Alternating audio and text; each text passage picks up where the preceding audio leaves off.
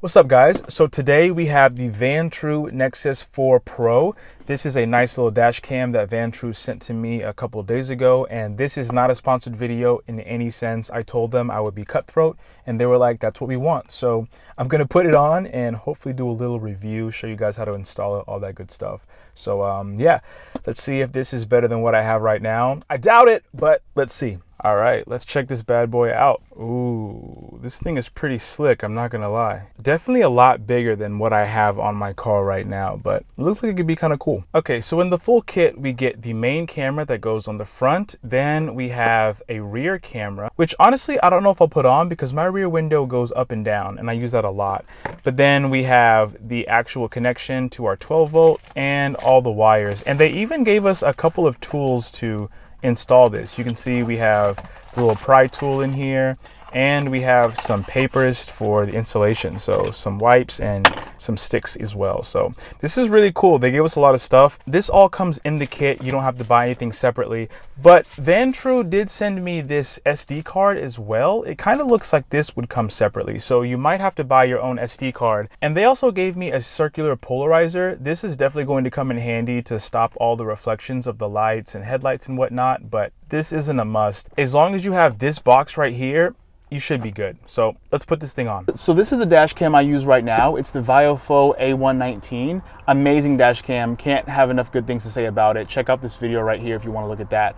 But we've routed this up through here, all the way in all of this lining. We came around to this side, to the bottom of the floor, and then you can see the wire come up through here, all the way down, and then we have it into our 12 volt in here, right there. So that's what we're going to try to do with this dash cam as well. We're going to go ahead and go through that right now, and we'll install it and hopefully show you the process. Okay, so this thing goes in here, and I think it's, oh, it's magnetic. No way. That makes life so much easier. I thought for sure it was going to be some tiny clip. And then I guess this swivels. Oh, yes. My bad, Vantrue. I didn't know y'all had it like that. My fault. Okay. So, but this is a front-facing camera right here. So it's gonna have to be this way. And what I'm thinking is I'll turn it on first and just play with the settings a little bit and show you guys what that looks like, because I'm going to need to know where this is going to, like what the field of view is for this before we put it on. So let's look at these settings real quick. Okay. English, please. Is it not touchscreen? Oh, I'm dumb. Okay, yeah, so the buttons are corresponding here. My fault, that's embarrassing. Okay, so the SD card goes underneath this button right here. I think it's, yeah, it's magnetic.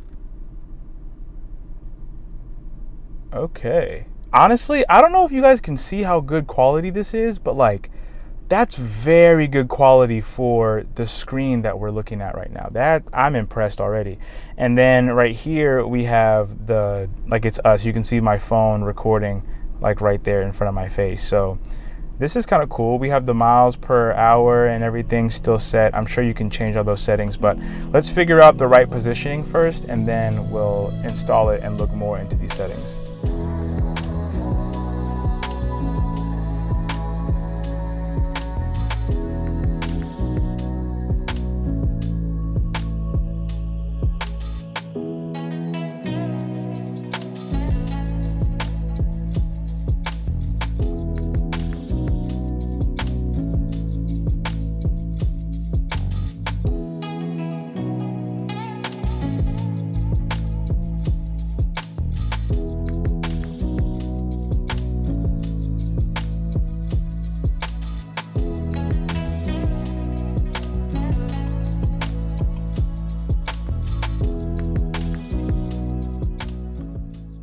All right, cool. Install is done. So now let's talk through some of the specs while I show you some footage. Going through the footage, I'm just going to let the video speak for itself for most parts, but you'll notice that the quality is actually really good.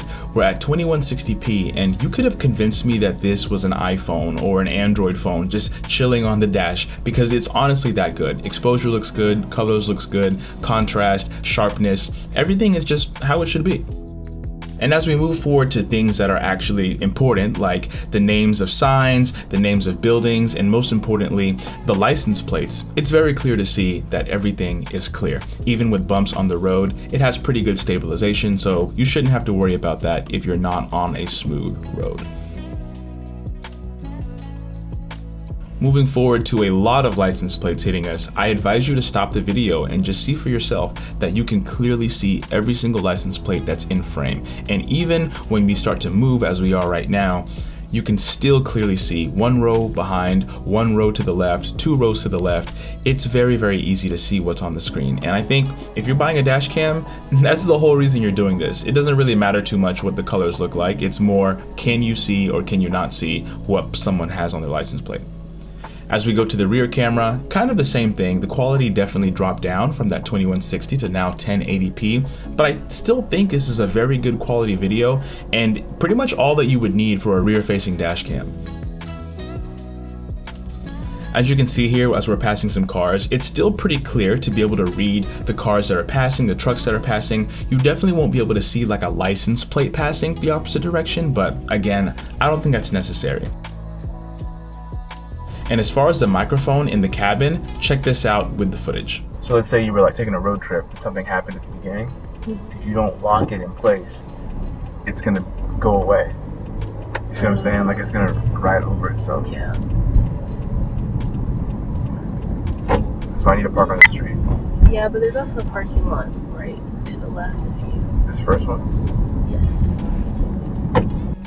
Mic sounds pretty good, but let's go to some cons. For me, the biggest thing is the auto white balance. As you can see in this clip, if you watch for long enough, you'll see colors shifting significantly over and over and over, from yellow to green to magenta to blue.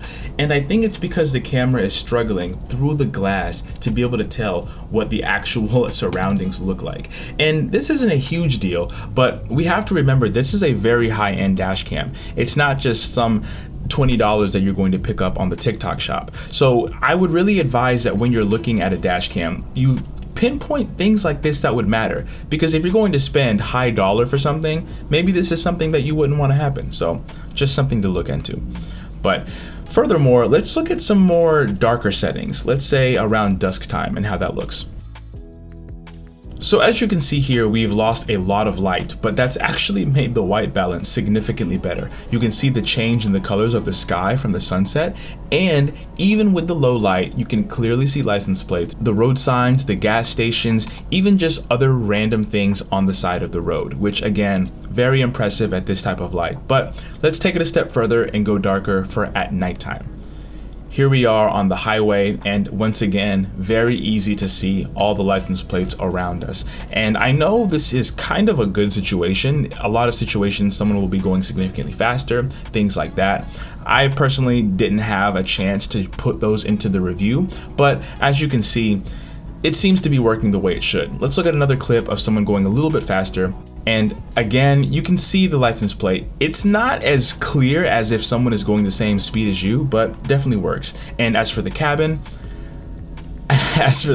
we still have a lot of good viewing. Obviously, everything is turned into black and white, and using the laser, we have a lot more reflections, but you can still see into the windows of cars coming by and clearly see what I'm doing for the passenger and if someone was in the back seat. And with good amount of light, again, you could convince me this was someone's phone. And I think that's the big thing, is although you are paying a premium dollar, it seems so far with all of my testing, the cameras are very good and it seems so far pretty durable to last. So let's look at the two again.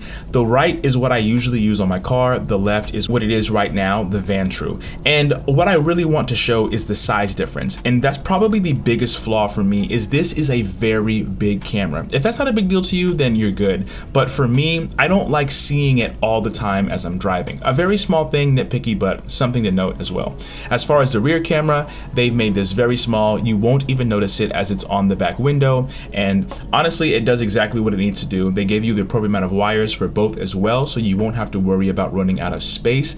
And the attachment for the front is very sleek. So even though you have a big dash cam per se, it still looks okay when it's in your car. And going back to the main dash cam, we have the clip that it goes into, the microphone right here, the main screen with the front camera, the 4 buttons at the bottom to control menus and as well as other options. And then we have the main button on the left, the orange button that is our panic button. It will automatically record and save what's happening at the moment. So overall, I think this dash cam gets an 8 out of 10. It's honestly a very good piece of equipment, and it's doing everything just about as perfectly as you can imagine it to be. My issue is the camera could be a little bit better at doing things automated, as such as the white balance, such as even just the exposure and the contrast when you're looking into the cabin. But my biggest gripe is it's very, very expensive. At almost $400 at the time of making this video, you really are paying a premium price, especially when there's much cheaper options. So if you care about the best, I think this might be a good option for you. But if you're like most people getting a dash cam just for security, just know there's other options. With that being said, thank you for watching the video. If you liked it, hit the like button, hit the subscribe button if you haven't already. And if you're looking for another dash cam that maybe is a little more affordable in your price range, make sure to check out this video. I appreciate you guys. I'll see you in the next one. Deuces.